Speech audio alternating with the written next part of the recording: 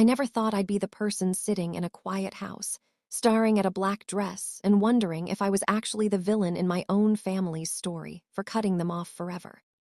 My husband, Mark, was the kind of man who could make a rainy Tuesday feel like a holiday. But 6 months ago, he was taken from me in a car accident that shattered my world into a million jagged pieces. On the day of his funeral, the day I needed my parents more than I've ever needed another human soul, they weren't there. They didn't show up to the church, they didn't come to the burial, and they didn't even send a text until hours later, claiming they had a life-altering appointment they couldn't miss. I found out later that they spent that afternoon in a private psychiatrist's office, not for their own grief, but to start the process of having me declared mentally unfit so they could take control of my inheritance and my house. Am I the monster for making sure they lost everything instead? Tell me, honestly, would you have found it in your heart to forgive them? Or would you have done exactly what I did and burned every bridge back to them? To understand how my own parents could plot against me while I was at my lowest, you have to understand the dynamic of the Miller family. Growing up, I was the golden child, but not in the way that implies I was spoiled. I was the golden child because I was a high achiever who never caused trouble, which meant I was a reliable source of pride, and eventually, a reliable source of financial security for them. My father, Robert, was a man who lived far beyond his means, always chasing the next big investment that inevitably failed. My mother, Alina, was his enabler, a woman who cared more about the labels on her handbags than the reality of their mounting debt. When I married Mark, a successful architect with a heart of gold and a very healthy savings account, my parents saw him as their personal ATM. Mark was always kind to them, helping them out with loans that we both knew would never be repaid, but he was also smart. He set boundaries. He made sure our personal assets, including the beautiful historic home we bought and renovated, were protected. When Mark passed, the grief was an ocean that I was drowning in. He was my partner, my best friend, and the person who kept my parents' greed at bay. In the weeks leading up to the funeral, I was a ghost. I couldn't eat, I couldn't sleep, and I certainly wasn't thinking about money. My parents, however, were thinking of nothing else. They were constantly over at the house, but they weren't bringing me meals or helping me with the funeral arrangements. They were poking around. I'd catch my mother looking at the artwork on the walls or asking where Mark kept the important papers. I was too heartbroken to see the red flags. I thought they were just being eccentric or trying to be helpful in their own warped way. The day of the funeral arrived, and it was a gray, miserable morning. I waited for them at the church. I kept checking the back doors, expecting to see my father's silver sedan pull up. My brother Leo was there, looking confused and angry, asking me where Mom and Dad were. I had no answer. I sat through the service, through the eulogy that broke my heart, and through the burial in a complete daze, feeling utterly abandoned. When I finally got home, exhausted and raw, I found a message from my mother. It was brief and cold. It said, "We had an appointment with Dr. Aris that we simply couldn't reschedule. It's for the best, Clara. We will talk tomorrow." I didn't even know who Dr. Aris was. I assumed it was a specialist for my father's heart condition. It wasn't until 2 days later, when I found a folder left behind on my kitchen island, that the truth started to leak out. Inside were printouts of my medical records from 5 years ago when I suffered from a brief period of postpartum depression after a miscarriage. There were also notes, in my mother's handwriting, detailing my erratic behavior since Mark's death, things like refusing to eat, crying uncontrollably, and withdrawing from family. They were building a case.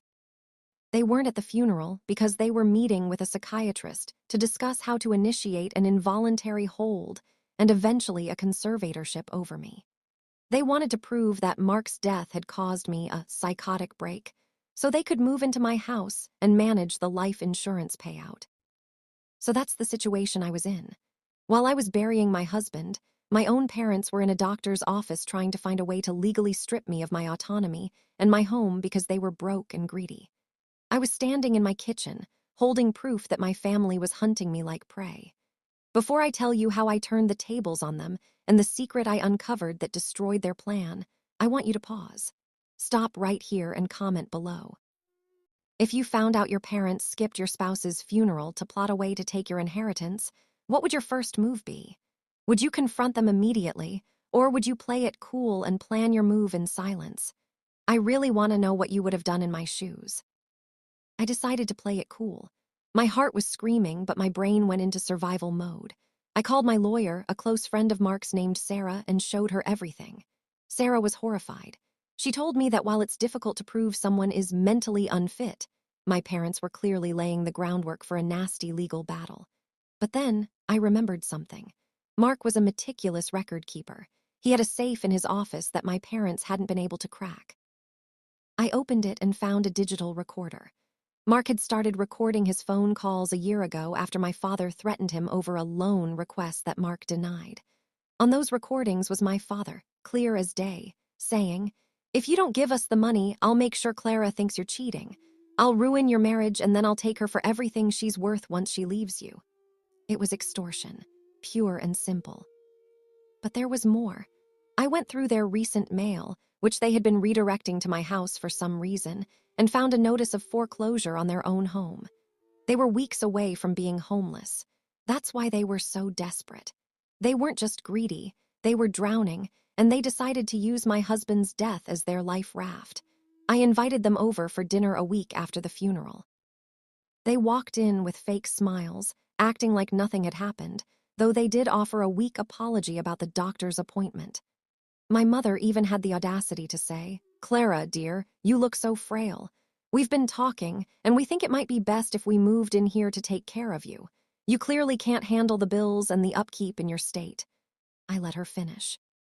I let her talk about how they could manage the insurance money for me. Then I placed the digital recorder on the table and hit play. The look on my father's face as he heard his own voice threatening my dead husband was something I will never forget. His skin went from pale to a sickly gray. I then slid the folder they had left behind across the table, along with the foreclosure notice I'd found. I told them that I knew about Dr. Eris. I told them I knew they were trying to have me committed. My mother started to cry, the same fake, manipulative tears she'd used her whole life, but I felt nothing. I told them that they had 24 hours to pack whatever they had brought over and leave. I told them that if I ever saw them again, I would take the recordings to the police and file charges for extortion. I also told them I was calling the bank to ensure they could never claim a cent of Mark's life insurance. The aftermath was brutal. They tried to turn the rest of the family against me, telling aunts and uncles that I had become cold and paranoid after Mark's death. But I sent the recording to my brother and the rest of the family. The silence from their side was deafening after that. My parents lost their house. They are currently living in a small, cramped apartment 3 states away, and I haven't spoken to them in months.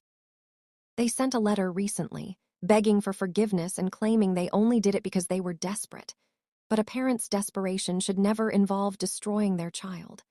I sold the big house. It had too many shadows, too many memories of the people who tried to steal my life while I was mourning. I moved to a small cottage by the sea, and for the first time in my life, I feel safe. I learned that blood doesn't make you family, loyalty and love do. My parents failed the most basic test of humanity, and while it hurts to be truly alone, it hurts less than being surrounded by snakes. This experience taught me that sometimes, the people who are supposed to protect you are the ones you need protection from the most. Grief is hard enough without having to fight a war against your own flesh and blood. If there is a moral to this mess, it's to trust your gut and protect your peace, no matter who is trying to disrupt it. You are not obligated to keep toxic people in your life just because you share a DNA sequence. If you think I was right to cut them off and expose them, please like this video. It helps me know I'm not alone in this. Don't forget to subscribe for more stories where the truth finally comes to light. And please, share your final thoughts on this whole mess in the comments section. Did I go too far, or did they get exactly what they deserved? I'll see you all in the next story.